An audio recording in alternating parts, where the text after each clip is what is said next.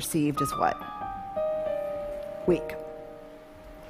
I did not interview men for the first 4 years of my study, and it wasn't until a man looked at me one day after a book signing and said, "I love what you have to say about shame. I'm curious why you didn't mention men." And I said, "I don't study men." And he said, "That's convenient." You don't understand, yo. I ain't got no fucking chains on me, man. Hey. I'm free.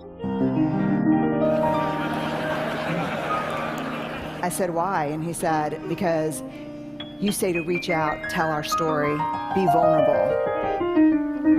But you see those books you just signed for my wife and my 3 daughters?" Same. I said, "Yeah. They'd rather me die on top of my white horse than watch me fall down."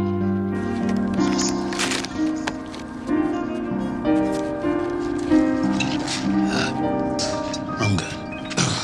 When we reach out and be vulnerable, we get the shit beat out of us.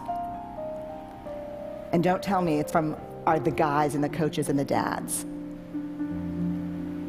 Because the women in my life are harder on me than anyone else. So I started interviewing men and asking questions. And what I learned is this.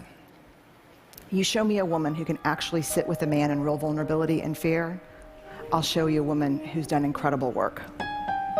You show me a man who can sit with a woman who's just had it.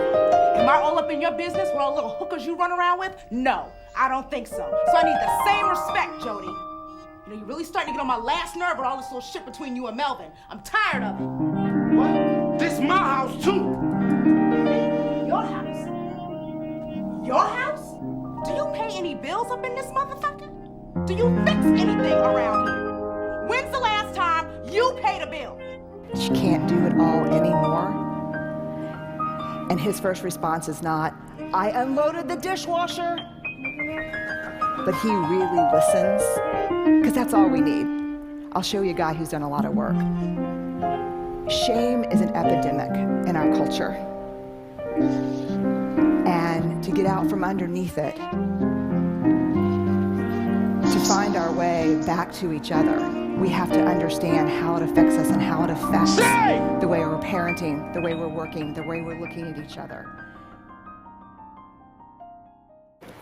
Very quickly, some research by Mahalik at Boston College. He asked, what do women need to do to conform to female norms? The top answers in this country: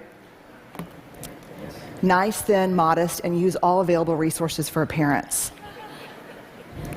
When he asked about men, what do men in this country need to do to conform with male norms? The answers were: always show emotional control, work is first, pursue status, and violence.